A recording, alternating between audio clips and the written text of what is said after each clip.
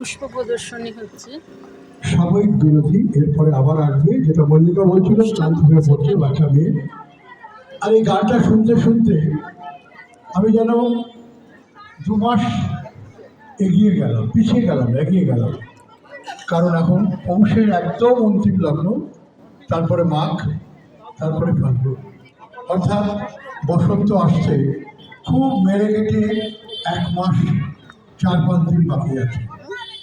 আর বসন্ত মানে আমি দক্ষিণ দুয়ার খোলা, কোন নবচঞ্চল ছন্দে মোর বিনা ওঠে, কোন সুরে বাজে বসন্তের গান।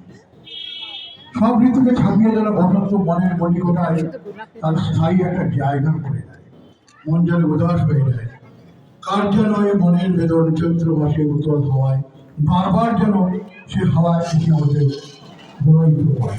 খুব ভালো লাগলো উপস্থাপনা। আমরা আপাতত বিরতি দিয়ে তারপরে আসবো। আমি দুর্গাচন্দ্রকে মঞ্চে আসতে অনুরোধ করছি। তার বাজেট শিল্পী তিনি উপস্থাপিত করবেন। তারপরে আবার মল্লিকার যে তাদের যে গ্রুপ, সেই গ্রুপগুলো ফিরে যাব।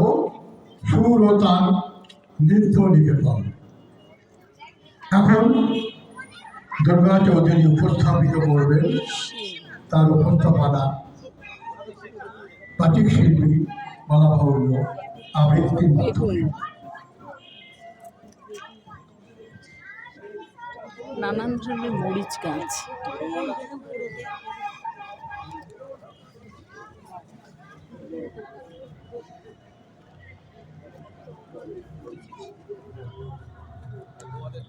নমস্কার। পর্যন্ত নানান ধরনের গাছ। 12 জানুয়ারি স্বামী বিবেকানন্দের জন্মদিন। আজকে তারই উদ্দেশ্যে একটা কবিতা বলছি। কবি সুবোধ সরকারের কবিতা। বিবেকানন্দ বলছে, আমি সিংহের মতো গর্জন করি, বজ্রের মতো গান, উপনিষদের থেকে তুলে আনি আমার প্রতিটি বিন্দু। মাথা উঁচু করে আমি বলে যাই, আমি একজন হিন্দু। আর শঙ্খের মতো আমার শক্তি শরণার্থীকে বিমুখ করতে পারেনি। তারা মিশে গেছে যেরকম ভাবে দুধে মিশে যায় চিনি। হোক না হেলে, হোক না ইহুদি, হোক বলিভিয়াচিন, জীবন পেয়েছে দুগ্ধ ঘাসের স্পর্শে আমার ভারতবর্ষে। উপনিষদের থেকে তুলে আনি আমার প্রতিটি বিন্দু। মাথা উঁচু করে আমি বলে যাই, আমি গরিব হিন্দু। আমার শরীরে সবল এসেছে, ধমনী হয়েছে সুচি। দুমুঠি দণ্ড যদি পাই আমি, তোমাকে না দিয়ে পারি। তমসার দিনে মন্ত্র পড়েছি, মারতে পারিনি মারি। উপনিষদের থেকে তুলে আনি আমার প্রতিটি বিন্দু। মাথা উঁচু করে আমি বলে যাই, আমি একজন হিন্দু। বর্গীরা এসে খেয়ে গেছে ধান, অভুক্ত হয়ে থেকেছি। না খেতে পাওয়া প্রতিটি শিশুর মধ্যে দেখেছি ভগবান।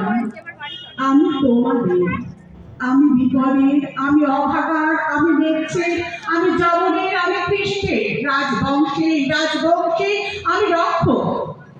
আমি ভগবত গীতা, কাব্যে মহান, জীবনে উপেক্ষিতা।